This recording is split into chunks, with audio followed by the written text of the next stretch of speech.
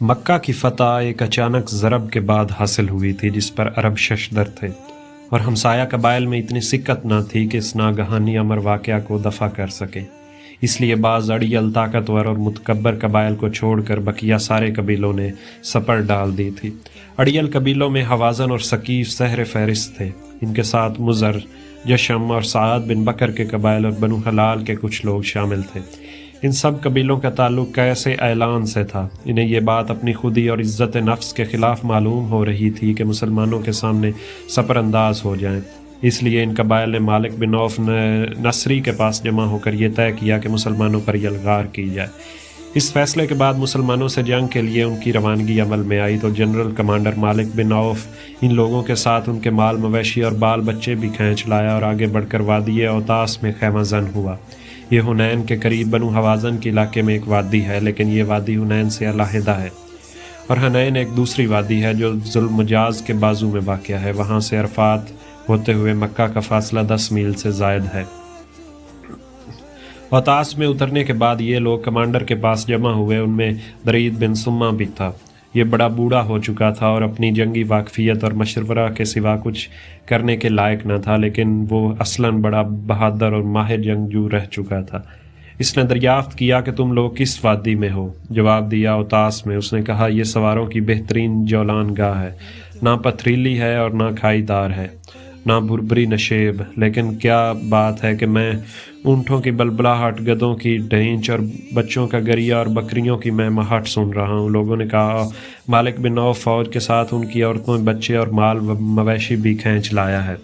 اس پر درید نے مالک کو بلایا اور پوچھا تم نے ایسا کیوں کیا؟ اس نے کہا میں نے سوچا ہر آدمی کے پیچھے اس کے اہل و عیال اور مال کو لگا دوں تاکہ وہ ان کی حفاظت کے جذبے کے ساتھ جنگ کرے۔ درید نے کہا واللہ تم نرے بیڑوں کے چرواہے ہی ہو، بلا شکست کھانے والے کو کوئی چیز روک سکتی ہے؟ دیکھو اگر جنگ میں تم غالب رہتے ہو تو پھر تمہارے لیے شمشیر و سنا سے مسلح آدمی ہی مفید ہے، اور اگر شکست کھا گئے تو پھر تمہیں اپنے اہل و عیال کے سلسلے میں رسوا ہونا پڑے گا۔ پھر درید نے بعض قبائل اور سرداروں کے متعلق سوال کیا۔ اس کے بعد کہا اے مالک تم نے بنو حوازان کی عورتوں اور بچوں کو سواروں کے مد مقابل لا کر کوئی صحیح کام نہیں کیا۔ انہیں ان کے علاقوں کے محفوظ مقامات اور ان کی قوم کی بالائی جگہوں میں بھیج دو۔ اس کے بعد گھوڑوں کی پیٹھ پر بیٹھ کر بددینوں سے ٹکر لو۔ اگر تم نے فتح حاصل کی تو پیچھے والے تم سے آ ملیں گے، اگر تم شکست سے دوچار ہونا پڑا تو تمہارے اہل و عیال اور مال مویشی بہرحال محفوظ رہیں گے۔ لیکن جنرل کمانڈر مالک نے یہ مشورہ مسترد کر دیا اور کہا کہ خدا کی قسم میں ایسا نہیں کر سکتا، تم بوڑھے ہو چکے ہو اور تمہاری عقل بھی بوڑھی ہو چکی ہے۔ واللہ یا تو حوازن میری اطاعت کریں گے یا میں اس تلوار پر ٹیک لگا دوں گا اور یہ میری پیٹھ کے آر پار نکل جائے گا۔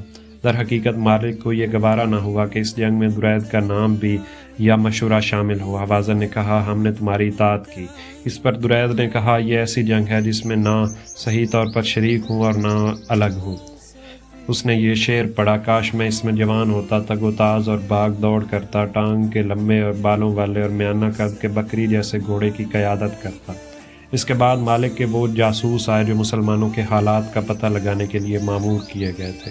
ان کی حالت یہ تھی کہ ان کا جوڑ ٹوٹ پھوٹ گیا تھا۔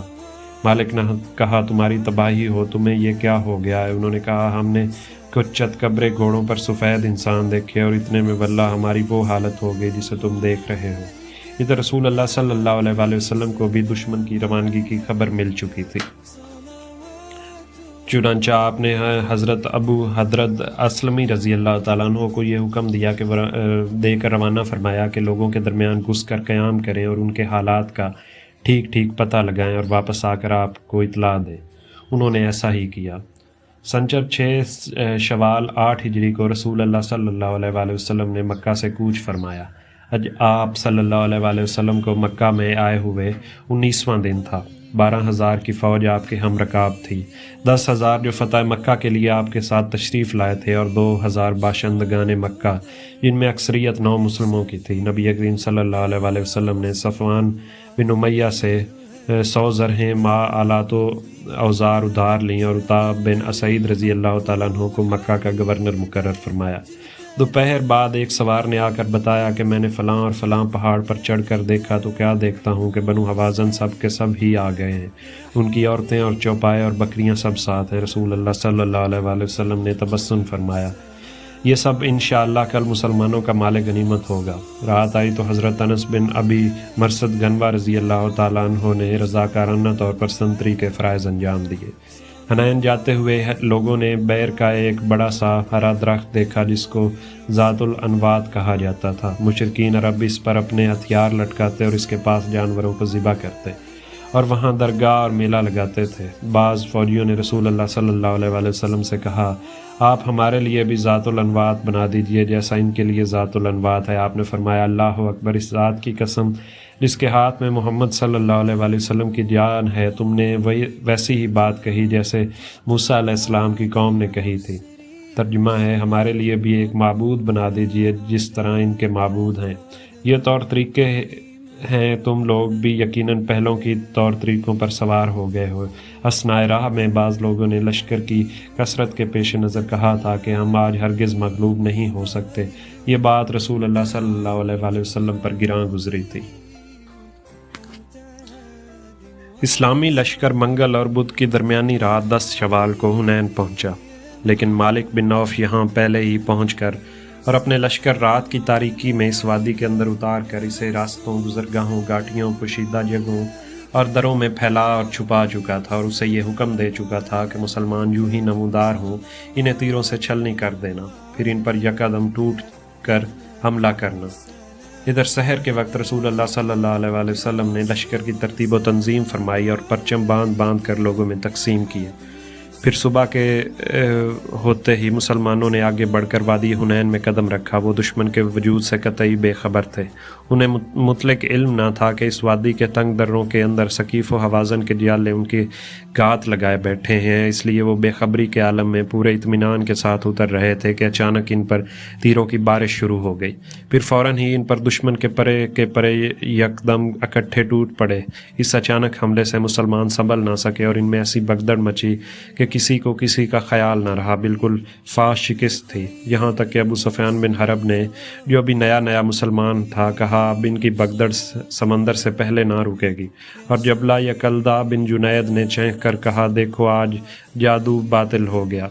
इब्न इसाक का बयान है कि बराह बिन आज़िब रज़ी अल्लाह ताला अन्हु का बयान जो सही बुखारी में मरवी है इससे मुख्तलिफ है। इनका इरशाद है कि हवाज़न तीर अंदाज थे, हमने हमला किया तो बाग खड़े हुए, उसके बाद हम गनीमत पर टूट पड़े तो तीरों से हमारा इस्तकबाल किया गया। और हज़रत अनस का बयान है कि जो सही मुस्लिम में मरवी है कि वो बज़ाहिर इससे भी कदरे मुख्तलिफ है मगर बड़ी हद तक इसका मुईद है। हज़रत अनस का इरशाद है कि हमने मक्का फ़तह किया, फिर हुनैन पर चढ़ाई की। मुशरिकीन इतनी उम्दा सफ़ें बना कर आए जो मैंने कभी नहीं देखी थी। सवारों की सफ़, फिर पयादों की सफ़, फिर इनके पीछे औरतें, फिर भेड़ बकरियाँ, फिर दूसरे चौपाए।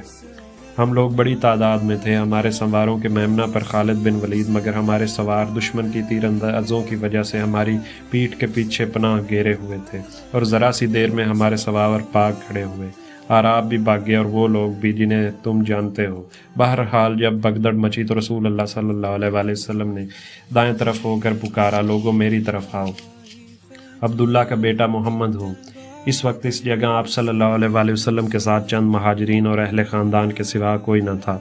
इन नाज़िक तरीन लम्हात में रसूल अल्लाह सल्लल्लाहु अलैहि वसल्लम की बेनज़ीर शुजाअत का ज़हूर हुआ। यानी इस शदीद भगदड़ के बावजूद आप सल्लल्लाहु अलैहि वसल्लम का रुख कुफ़ार की तरफ था और आप पेशकदमी के लिए अपने खच्चर को एड़ लगा रहे थे और ये फरमाते जा रहे थे, मैं नबी हूँ, ये झूठ नहीं, मैं अब्दुल मुत्तलिब का बेटा हूँ। लेकिन इस वक्त अबू सुफियान बिन हारिस ने आपके खच्चर की लगाम पकड़ रखी थी और हज़रत अब्बास ने रकाब थाम ली थी और दोनों खच्चर को रोक रहे थे कि कहीं तेज़ी से आगे ना बढ़ जाए। इसके बाद रसूल अल्लाह सल्लल्लाहु अलैहि वसल्लम ने अपने चचा हज़रत अब्बास को, जिनकी आवाज़ खासी बुलंद थी, हुक्म दिया कि साहबा कराम को पुकारें। हज़रत अब्बास कहते हैं कि मैंने नहायत बुलंद आवाज़ से पुकारा, दरख्त वालों यानी बैत रिज़वान वालों कहाँ हो? वल्लाह वो लोग मेरी आवाज़ सुनकर इस तरह मुड़े जैसे गाय अपने बच्चों पर मुड़ती है, और जवाबन कहा, हाँ हाँ आए आए। ये हालत ये थी कि मुसलमान के आदमी अपने ऊँट को मोड़ने की कोशिश करता और ना मोड़ पाता तो अपनी ज़रा उसकी गर्दन में डाल फेंकता और अपनी तलवार और डाल संभार कर ऊँट से कूद जाता और ऊँट को छोड़ छाड़ कर आवाज़ की जानिब दौड़ता।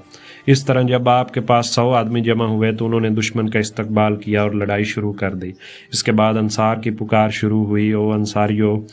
پھر یہ پکار بنو حارث بن خزرج کے اندر محدود ہو گئی۔ ادھر مسلمان دستوں نے جس رفتار سے میدان چھوڑا تھا اسی رفتار سے ایک کے پیچھے ایک آتے چلے گئے، اور دیکھتے ہی دیکھتے فریقین میں دھواں دار جنگ شروع ہو گئی۔ رسول اللہ صلی اللہ علیہ وآلہ وسلم نے میدان جنگ کی طرف نظر اٹھا کر دیکھا تو گھمسان کا رنگ پڑ رہا تھا۔ فرمایا جو اب چولہا گرم ہو گیا ہے۔ پھر آپ نے زمین سے ایک مٹی لی، دشمن کی طرف پھینکتے ہوئے فرمایا چہرے بگڑ جائیں۔ یہ مٹھی بھر مٹی اس طرح پھیلی کہ دشمن کا کوئی آدمی ایسا نہ تھا کہ جس کی آنکھ اس سے بھر نہ گئی ہو۔ اس کے بعد ان کی قوت ٹوٹتی چلی گئی اور ان کا کام زوال پذیر ہوتا چلا گیا۔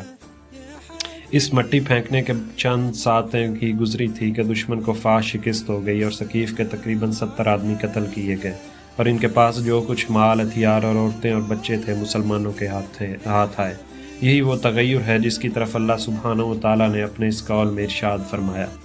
ترجمہ: اور اللہ نے حنین کے دن تمہاری مدد کی جب تمہاری کثرت نے غرور میں ڈال دیا تھا، بس وہ تمہارے کچھ کام نہ آئی اور زمین کشادگی کے باوجود تم پر تنگ ہو گئی۔ پھر تم لوگ پیٹھ پھیر کر بھاگے۔ پھر اللہ نے اپنے رسول اور مومنین پر سکینت نازل فرمائی، پر اپنی سکینت نازل کی اور ایسا لشکر نازل کیا جسے تم نے نہیں دیکھا، اور کفر کرنے والوں کو سزا دی، اور یہی کافروں کا بدلہ ہے۔ شکست کھانے کے بعد دشمن کے ایک گروہ نے طائف کا رخ کیا اور ایک نخلا کی طرف بھاگا۔ ایک نے اوتاس کی راہ لی۔ رسول اللہ صلی اللہ علیہ وآلہ وسلم نے ابو عامر اشری رضی اللہ تعالیٰ عنہ کی سرکردگی میں تعقب کرنے والوں کی ایک جماعت اوتاس کی طرف روانہ کی۔ فریقین میں تھوڑی سی جھڑپ ہوئی اور اس کے بعد مشرکین بھاگ کھڑے ہوئے۔ البتہ اسی جھڑپ میں اس دستے کے کمانڈر ابو عامر اشری رضی اللہ تعالیٰ عنہ شہید ہو گئے۔ مسلمان شاہ سواروں کی ایک دوسری جماعت نے نخلا کی طرف پسپا ہوتے ہوئے مشرکین کا تعقب کیا اور درید بن سما کو جا کر پکڑا، جسے ربیعہ بن رفعہ نے قتل کر دیا۔ شکست خوردہ مشرکین کے تیسرے اور سب سے بڑے گروہ کے تعاقب میں، جس نے طائف کی راہ لی تھی، خود رسول اللہ صلی اللہ علیہ وآلہ وسلم نے مال غنیمت جمع فرمانے کے بعد روانہ ہوئے۔ مال غنیمت یہ تھا کہ قیدی 6000 تھے، اونٹ 24000، بکریاں 40000 سے زائد، چاندی 4000 اوقیہ یعنی 1,60,000 درہم، جس کی مقدار 6 کوئنٹل سے چند ہی کلو کم ہوتی ہے۔ رسول اللہ صلی اللہ علیہ وآلہ وسلم نے ان سب کو جمع کرنے کا حکم دیا اور پھر اسے جورانہ میں رو کر حضرت مسعود بن عمر غفاری کو نگرانی میں دے دیا، اور جب تک غزوہ طائف سے فارغ نہ ہو گئے اسے تقسیم نہ فرمایا۔ قیدیوں میں شیمہ بنت حارث سعدیہ بھی تھی، جو رسول اللہ صلی اللہ علیہ وآلہ وسلم کی رضائی بہن تھیں۔ جب انہیں رسول اللہ صلی اللہ علیہ وآلہ وسلم کے پاس لایا گیا اور انہوں نے اپنا تعارف کروایا تو انہیں رسول اللہ صلی اللہ علیہ وآلہ وسلم نے ایک علامت کے ذریعے پہچان لیا۔ پھر ان کی بڑی قدر و عزت کی اور اپنی چادر بچھا کر بٹھایا اور احسان فرماتے ہوئے انہیں ان کی قوم میں واپس کر دیا۔